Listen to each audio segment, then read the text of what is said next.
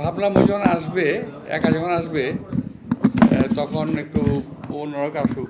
আমি আমার আমার প্রেসের যারা কাজ করে তাদেরকে বললাম, তো তারা আবার তোমার সবাইকে বলছে তোমরা আসছো, এটা আমি আমি খুশি হয়েছি, আসছো ভালো হয়েছে, এদের পরে দেখাও হলো। বাট আনুষ্ঠানিক ঈদের দাওয়াত কিন্তু এটা না। তোমাদেরকে আমি ইনশাল্লাহ এই দু একদিন দেরি হয়, হয়তো আনুষ্ঠানিকভাবে তোমাদেরকে একদিন দাওয়াত করবো ঈদের জন্যে, ঈদ উপলক্ষে। সেদিন আর বিশদ কথা বলতে পারবো। হ্যাঁ, বৈঠকটা তো আমি এখন তো জানি না, এটা আমি তোমাকে প্রথম শুনলাম। যদি এটা হয়ে থাকে নিশ্চয়ই অত্যন্ত গুরুত্ব বহন করবে। এই মিটিংটার প্রয়োজন আছে এবং প্রয়োজন ছিল। এই মিটিংটার জন্য আমাদের সরকার স্বতঃপ্রণীত হয়ে চেষ্টা করছিল।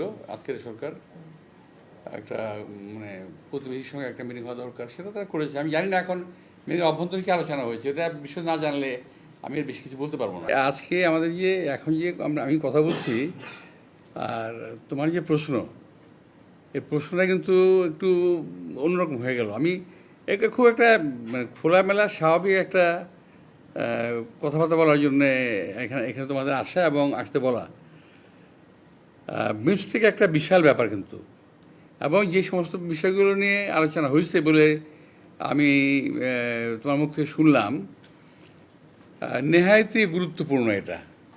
শেখ হাসিনার প্রত্যাবর্তন এবং বিচার সময়ের দাবি, জনগণের দাবি, আমাদের দাবি।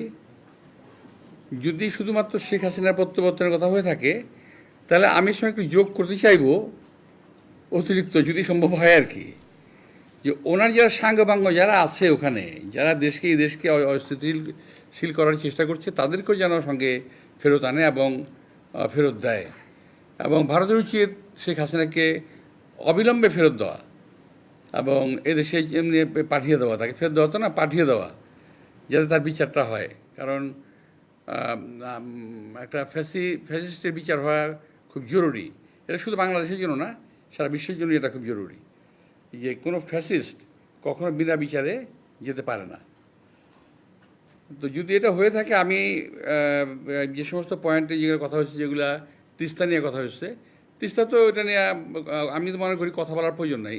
তিস্তা ছেড়ে দিতে হবে, কিংবা তিস্তা আমাদের যে প্রয়োজনীয় সংস্কারটুকু করতে হবে, তিস্তা যে দরকার যে বার্তা করতে হবে আমাদের করতে হবে। এখানে তিস্তা ফারাক্কা নিয়ে কোনো ছাড় যদি বাংলাদেশ দেয়, তাহলে কিন্তু এখন এখন যে আমাদের অবস্থান এবং যে অবস্থা, দেশের মানুষের যে মানসিক অবস্থা, আমাদের অর্থনৈতিক অবস্থা যাই থাকুক না কেন, মানসিক অবস্থা বাংলাদেশের মানুষের অত্যন্ত শক্ত এবং শক্তিশালী একটা অবস্থানে আমরা এখন আছি।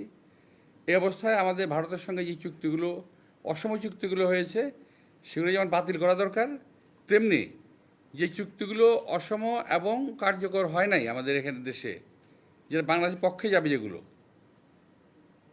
যেমন যেমন ফারাক্কা বার্তা চালু করা, তিস্তার বাদ চালু করা, এগুলো অত্যন্ত প্রয়োজনীয়। সীমান্ত হত্যা বন্ধ করা, এগুলো নেহায়তই একটা বাস্তব বিষয়। এগুলোকে বন্ধ মানে বাদগুলো চালু করা এবং সীমান্ত হত্যা বন্ধ করা, এগুলো যদি আলোচনা হয়ে থাকে, নিশ্চয়ই একটা ভালো আলোচনা হয়েছে আমি মনে করি। এবং আমি বিশ্বাস করি যে ভবিষ্যতে ইউনূস সাহেব আরও ভালো কিছু আলোচনা করবেন, ভালো রেজাল্ট আমাদের দেবেন। নির্বাচন আর সংস্কারের কথা নিয়েই কিন্তু আজকে আমার এখানে সত্যিকার অর্থে আমার আজকের এখানে বসাটা। কারণ এই নির্বাচন আর সংস্কার নিয়ে বোধহয় আমরা যে কজন কথা বলছি বিএনপিতে, তার মধ্যে বোধহয় আমি একজন, যে অনেক বেশি কথা বলেছি আমরা। এবং এইটা দেখলাম কালকে এবং গত 3 দিন ধারাবাহিকভাবে কিছু লোক, আমি যেটা বললাম কিছুক্ষণ আগে, যে আমার বাগানে শূকরের উপদ্রব শুরু হয়েছে। তো ওই কিছু শূকর উপদ্রব শুরু করেছে আমাদের বাগানে। আমি ওই শূকরগুলোর সম্বন্ধে কিছু বলতে চাই, যাদের কোনো কাজ নাই, কচু ক্ষেত্রে কচু ভাঙা ছাড়া। তো যে কথা বলছেন যে ইউনূস সাহেব, ডক্টর প্রফেসর ইউনূস সাহেব যদি বলে থাকেন নির্বাচনের কথা, ভালো বলেছেন। নির্বাচন তো, আচ্ছা আমি বুঝি না, নির্বাচন না দিয়ে কী করবে এই গভর্নমেন্ট, এই সরকার, আমি এটা বুঝি না। কী করতে পারে? ধরে নেন নির্বাচনে আমাদের কোনো দাবি থাকলো নাই, ধরে নেন কথা বলছি আমি, কী করতে পারে? একটা সরকার কতদিন বিনা নির্বাচনে থাকতে পারে? এটা সম্ভব না। যদি বিনা নির্বাচনে সরকার থাকতে পারতো তাহলে তো হাসিনাই থাকতো। যেহেতু হাসিনা নির্বাচিত ছিল না, সে তাই চলে যেতে হয়েছে বাধ্য হয়ে। তো ডক্টর মোহাম্মদ ইউনূস বোধহয় সঠিক সিদ্ধান্ত নিয়েছেন, এবং উনি যদি নির্বাচনের কথা বলে থাকেন, আগে বলেছেন, এখন যদি বলে থাকেন, ভালো বলেছেন, সঠিক বলেছেন, নির্বাচনটা হওয়া দরকার। এক গ্রুপ আছে দেশে, এক গ্রুপ আছে বিদেশে, যারা নাকি নির্বাচনকে বাদ দিয়ে সংস্কারের কথা বলছেন, আবার বলার চেষ্টা করছেন যে বিএনপি সংস্কারের কথা শুনলেই বিএনপির মেজাজ খারাপ হয়ে যায়। আমি এখানে আমার একটু তীব্র আপত্তি আমাদের, যে বিএনপি কখনো সংস্কারের বিপক্ষে নয়। বিএনপি বরাবর সংস্কারের পক্ষে, একই সঙ্গে বিএনপি নির্বাচনের পক্ষে, দুটোরই প্রয়োজন আছে।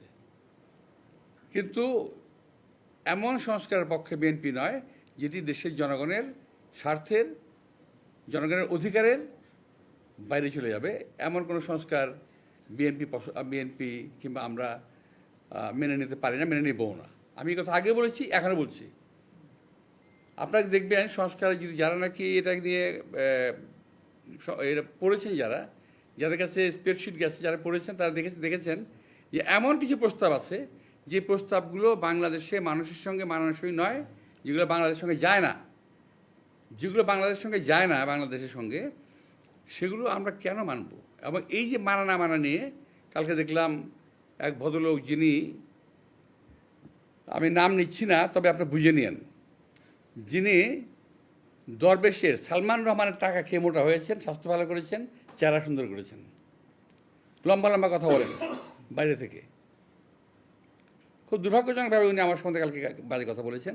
তো বলতে থাকুক, আমি বলেছি না, কচু খেতে শুকর পড়েছে, আমি শুকরের পর্যায়ে ধরি ওনাদেরকে।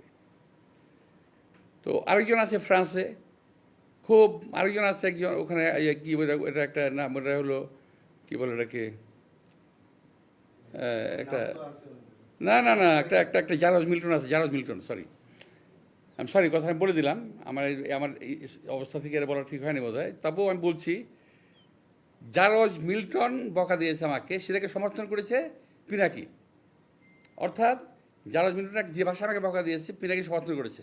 আমি বলতে চাই যে ওরা সবাই একই বংশের, একই গোত্রের সন্তান। কোনো ভদ্রলোককে এভাবে গালি দিতে পারে না। আমি ঢাকার মানুষ, আমি ইচ্ছে করলে ওরা যে ভাষা গালি দেয় তার চেয়ে জঘন্য ভাষা গালি দিতে পারি, কিন্তু আমার বাপ মা, আমার পরিবার এটা আমাকে শেখায় নাই। ওরা যেটা বলছে এবং বলেছে, এটা ওদের পরিবার থেকে শেখানো, ওরা ওই পরিবার থেকে করে আসছে, শুকরের জাত। আমি সরি, আমি কথাগুলো বললাম বাধ্য হয়ে, যে আমি যে বলেছি আজকে বলি, এখনও বললাম যে এখনও যে সংস্কারের কথা বলার কারণে আমি নাকি সংস্কার মানি না। আমি বলছি ওই সংস্কার মানি না যে সংস্কারটা দেশের মানুষের প্রয়োজন নাই। আমি সে কথা বলেছি। তারা যদি ভুল বুঝে এবং দরবেশের টাকা খেয়ে শরীর স্বাস্থ্য ভালো করে বিদেশে থেকে এই দেশের রাজনীতিবিদদের সম্বন্ধে কুৎসারণা করে, গালিগালাজ করে, এবং আমি আশ্চর্য হয়ে গেলাম, প্রথম গালিগালাজ শুরু করলো তারা আমাকে, তারপরে তারা শুরু করলো আমাদের সেক্রেটারি জেনারেল মির্জা ফখরুল সাহেবকে, তারপর তারেক রহমান সাহেবকে, আমাদের অ্যাক্টিং চেয়ারম্যান, এমনকি তার পরিবার সম্পর্কেও তারা কথাবার্তা বলা শুরু করেছে। আমার আজকে কিন্তু মূলত এই কথাই বলাই ছিল, আমার অন্য কোনো সাবজেক্ট ছিল না। এটাই ছিল আমার বক্তব্য, যে ওরা আসলে চাচ্ছেটা কি? ওরা বিএনপিকে কিংবা আওয়ামী লীগকে কিংবা অন্য কাউকে ওরা ভালোবাসে না, ওরা ভালোবাসে ভারতকে। ওরা এই দেশে যাতে ভারতের আধিপত্য বিস্তার হয় এবং ভারত যাতে এই দেশে কায়েমি স্বার্থবাদী গোষ্ঠীকে বসাতে পারে, ওই সমস্ত লোকদের জন্য এরা কাজ করতেছে। এই গ্রুপটা এবং এই শুকুরের গোষ্ঠী কখনো বাংলাদেশের কোনো সরকারকে স্থিতিশীল থাকতে দেবে না। আমি আজকে হরপ করে বলতে পারি, এখানে অনেক সাংবাদিক ভাইরা আছেন যারা আল্লাহর রহমতে বহুদিন বাঁচবেন, দেখবেন যে এই গোষ্ঠী কখনো বাংলাদেশকে স্থিতিশীল থাকতে দেবে না। কখনো আমার বিরুদ্ধে, কখনো ওর বিরুদ্ধে, কখনো তার বিরুদ্ধে লেগেই থাকবে। ফাঁক দিয়ে কী হবে জানেন? ওরা ওই যে ইউটিউবের মধ্যে কি যে পয়সা কামানোর একটা রাস্তা আছে ওদের, সে পয়সা কামাই দিচ্ছে। আরে ভাই, পয়সা যদি লাগে আমাদেরকে বল, আমরা চাঁদা দিলে দেবো না, অসুবিধা নাই তো। আর ইচ্ছা, আর যদি প্রয়োজন হয় আল্লাহর রহমতে আমার দেওয়ার ক্ষমতা আছে, আমি দেবো না পয়সা লাগলে। কিন্তু পয়সার জন্য দেশকে ধ্বংস করার কোনো প্রয়োজন নাই। এরা যা করতেছে, আজকে আমি খুব দুঃখের সঙ্গে কথাগুলো বললাম, এই ধরনের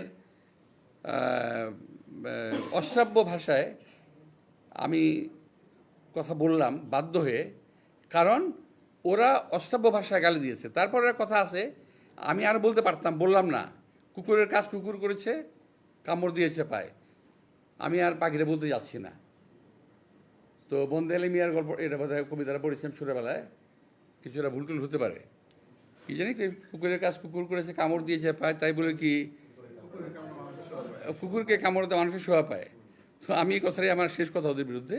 আমি বলছি শুকুরের গোষ্ঠী এরা, এবং এরা কখনোই, এরা সাজানো বাগান ভেঙে দেবে, কখনোই বাংলাদেশকে স্থিতিশীল হতে দেবে না। আপনারা অপেক্ষা করেন, কদিন পরে তারা ইউনূস সাহেবকে ধরবে। আমি এটা বলে দিচ্ছি আমি আপনাদেরকে, কদিন সাহেব পরে তারা ডাক্তার ইউনূস সাহেবকে ধরবে। এখন তারা কী করতেছে? বিএনপিকে ব্র্যাকেট করতেছে আওয়ামী লীগের সঙ্গে, ব্র্যাকেট করার চেষ্টা করতেছে। বিএনপিকে আওয়ামী লীগের সঙ্গে ব্র্যাকেট করার কোনো সুযোগ নাই। বিএনপি জন্মই আওয়ামী লীগের বিরুদ্ধে, এটা বুঝতে হবে। তো আরেকটা জিনিস আমি বলি, যে আমার ওই যে শুকুরের গ্রুপ, যেটা শুকুরের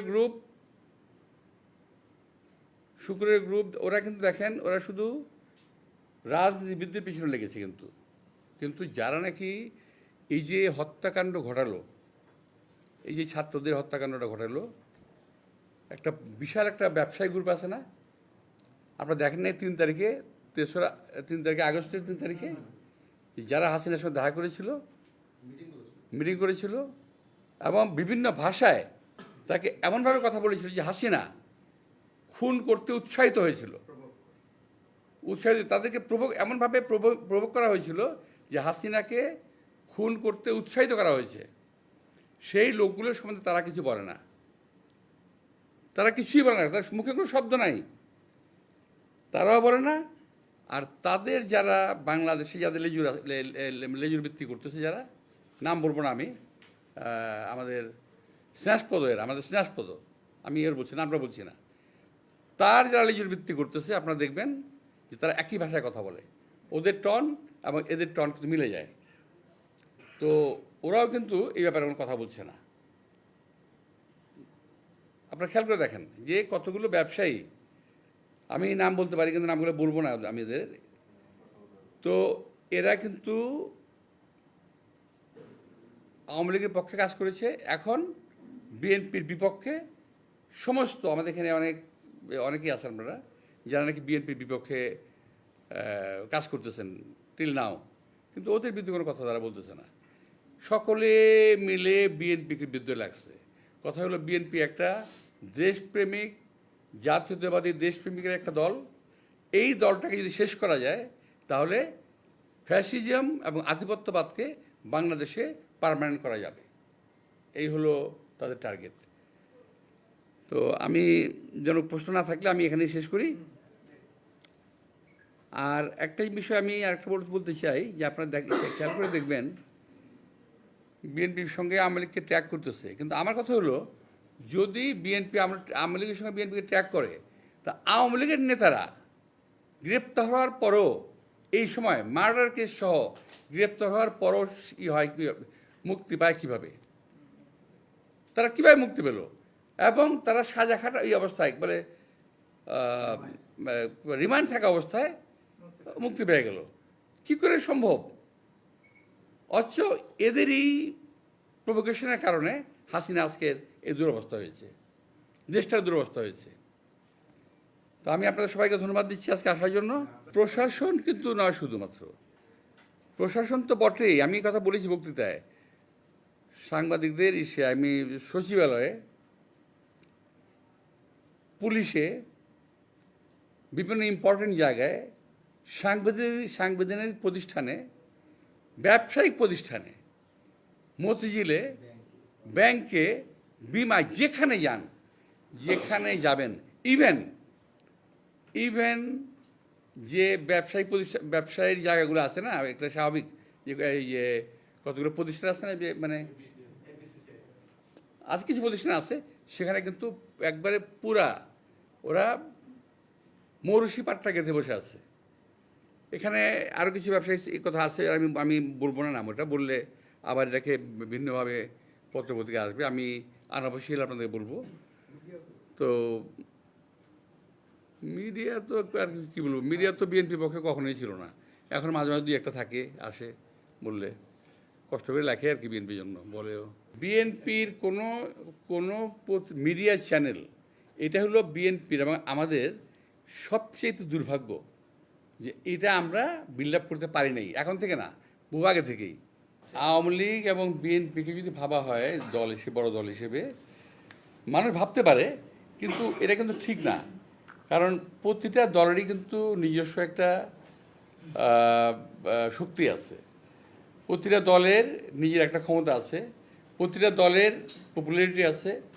এবং বিএনপি যদি নির্বাচনের ক্ষেত্রে প্রশ্ন আসে, সেক্ষেত্রে আমি বলবো যে বিএনপি সবাইকেই প্রতিদ্বন্দ্বী ভাবে, প্রতিপক্ষ না। বিএনপি কাউকে প্রতিপক্ষ ভাবে না, প্রতিদ্বন্দ্বী আমরা ভাবি। এখানে আওয়ামী লীগ না থাকলেও ইউআরএফ অনেক দল আছে, অনেক মত আছে, অনেক মানুষ আছে, তারা সকলেই বিএনপির প্রতিদ্বন্দ্বী।